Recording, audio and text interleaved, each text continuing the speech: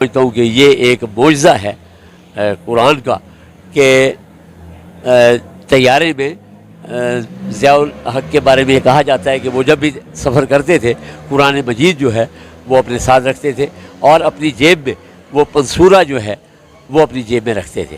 تو مجھے وہاں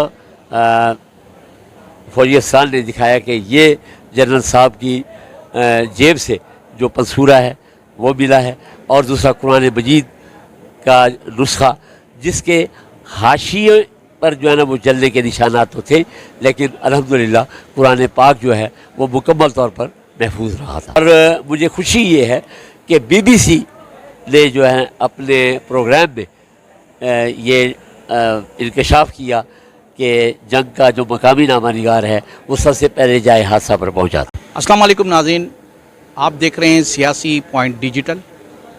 پروگرام شروع کرنے سے پہلے اگر آپ نے ہمارے چینل کو سبسکرائب نہیں کیا تو چینل کو سبسکرائب کر لیجئے، بیل آئیکن کے بٹن کو پریس کرنا نہ بھولیے تاکہ آپ کو ہماری نوٹیفیکیشن ویڈیوز کے بروقت مل سکے. ناظرین، میرے ساتھ سینئر صحافی جناب عبدالمجید ندیم صاحب موجود ہیں، جو آج سے 36 سال قبل جنرل ضیاء الحق کے طیارہ گرنے کے وقوع پر اسی وقت پہنچنے والے پہلے صحافی تھے، اور ان کا تعلق جنگ اخبار سے تھا اس وقت. تو ناظرین، ہم ان سے سوالات کا آغاز کرتے ہیں. السلام علیکم. وعلیکم السلام. عبدالمجید ندیم صاحب، آپ نے سب سے پہلے پہنچنے والے وقوع پر صحافی ہیں اور یہ اعزاز آپ کو حاصل ہے، تو آپ نے اس وقت جائے حادثہ پر کیا صورتحال دیکھی؟ بسم اللہ الرحمن الرحیم. ذکی صاحب، اس میں کوئی شبہ نہیں ہے کہ یہ پاکستان کی تاریخ کا ایک رخ موڑ دینے والا واقعہ اور المناک واقعہ تھا کہ ہماری پوری فوجی کمان جو ہے اس حادثے کا شکار ہو گئی. تو اصل میں مجھے اطلاع ملی کہ PIA کا طیارہ جو ہے وہ بہاولپور کے قریب جو ہے گر کے تباہ ہو گیا ہے.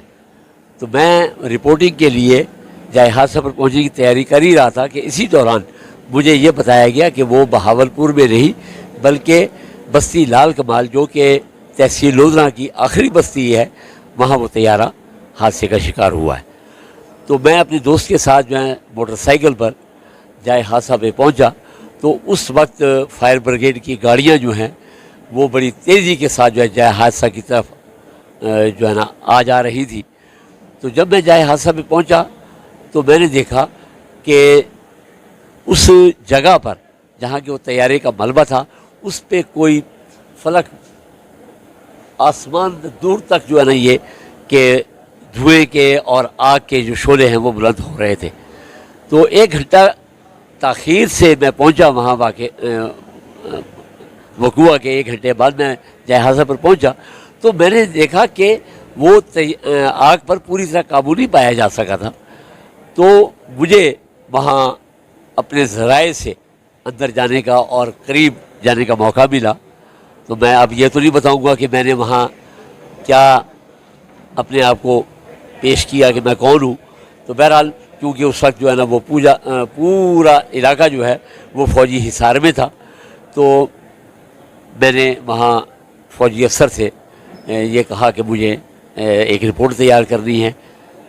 تو انہوں نے مجھے کہا کہ یہ عینی شاہد جو ہیں واقعے کے وہ وہاں موجود ہیں، آپ ان سے تفصیلات لے سکتے ہیں.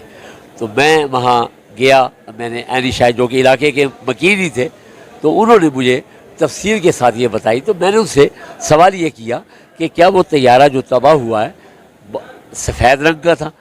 تو انہوں نے اس کی تردید کی کہ نہیں، وہ سفید رنگ کا نہیں تھا، نہ بڑا طیارہ تھا بلکہ وہ چھوٹا طیارہ تھا اور خاکی رنگ کا تھا. تو جس سے مجھے یہ اندازہ ہوا کہ کوئی VIP شخصیات جو ہیں اس حادثے کا شکار ہوئی ہیں. تو میں نے وہاں یہ ساری رپورٹنگ کی اور میں پھر اپنے اخبار کو رپورٹ بھجوانے کے لیے میں آیا، کیونکہ اس وقت مواصلاتی رابطہ جو ہے پورے ملک کا کٹا ہوا تھا. تو میں وہاں سے ملتان روانہ ہوا. ملتان میں ہمارے بیورو چیف جو ہیں اس وقت خان رضوانی مرحوم جو ہے ہمارے بیورو چیف تھے. تو انہوں نے مجھے دیکھا کہ کہاں سے آ رہے ہو؟ میں کہا میں جائے حادثہ سے آ رہا ہوں. تو بس اس وقت انہوں نے مکمل مجھ سے تفصیلات لی اور تحریر کیا اور اسے فیکس کیا. تو اس طرح جو ہے نا یہ وہ خبر جو ہے میرے قارئین تک جو ہے نا وہ پہنچی. کہ وہاں سب سے آپ کے علاوہ بھی یا آپ سے پہلے کوئی میڈیا موجود تھا؟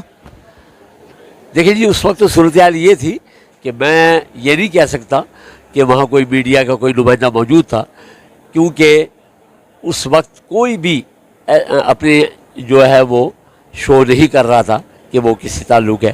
عام لوگوں کے بہرحال بہت تعداد موجود تھی وہاں، تو لیکن کسی نے یہ ذکر نہیں کیا. اور مجھے خوشی یہ ہے کہ بی بی سی نے جو ہے اپنے پروگرام میں یہ انکشاف کیا کہ جنگ کا جو مقامی نامہ نگار ہے وہ سب سے پہلے جائے حادثہ پر پہنچا تھا. عبد المجید ندیم صاحب ہمارے ناظرین کو یہ بھی بتائیں کہ اس حادثے میں کتنے افراد شہید ہوئے اور کون کون بڑی شخصیات موجود تھیں؟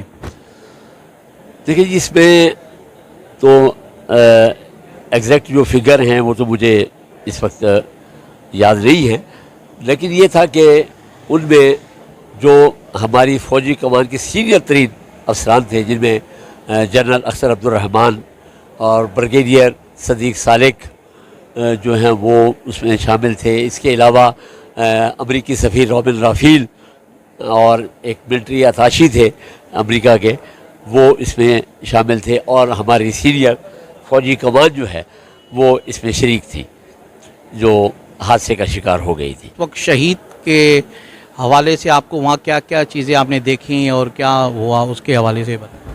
دیکھیں جی وہاں تو پوری تفصیلات تو وہاں جائے حادثہ سے نہیں ملی تھی، لیکن اگلے روز جو ہے بہاولپور پریس کلب میں جو فوجی افسران تھے ان کی طرف سے جو پریس کانفرنس اور میڈیا کو بریفنگ دی گئی تھی، اس میں ایک تو وہ جنرل صاحب کے وہ دانت جو کہ وہ مصنوعی تھے وہ دکھائے کہ یہ جلنے سے محفوظ رہے، اور دوسری دو میں سمجھتا ہوں کہ یہ ایک معجزہ ہے قرآن کا کہ طیارے میں ضیاء الحق کے بارے میں یہ کہا جاتا ہے کہ وہ جب بھی سفر کرتے تھے قرآن مجید جو ہے وہ اپنے ساتھ رکھتے تھے، اور اپنی جیب میں وہ پنسورہ جو ہے وہ اپنی جیب میں رکھتے تھے.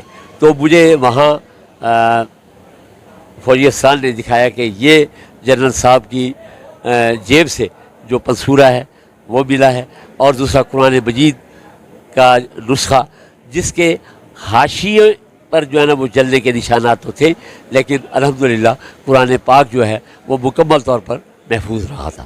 یہ بہرحال میں سمجھتا ہوں کہ قرآن مجید کی حقانیت کا اور اللہ کی کتاب ہونے کا ایک معجزہ ہے. ناظرین میرے ساتھ سینئر صحافی عبد المجید ندیم صاحب موجود تھے جنہوں نے اس واقعے کو بالکل قریب سے دیکھا اور اس کے بعد رپورٹ کیا، اور وہ اس وقت اخبارات کی زینت بنا.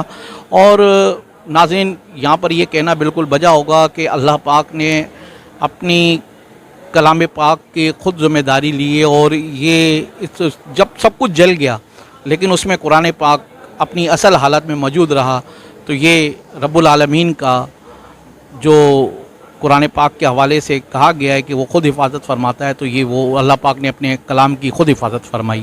ناظرین پھر کسی نئی ویڈیو کے ساتھ پھر کسی نئے عنوان کے ساتھ آپ سے ملاقات ہوگی. سیاسی پوائنٹ کو سبسکرائب کیجئے اور لائک کیجئے اور گھنٹی بجانا نہ بھولیے تاکہ آپ کو ہماری نئی ویڈیوز کا نوٹیفیکیشن ملتا رہے.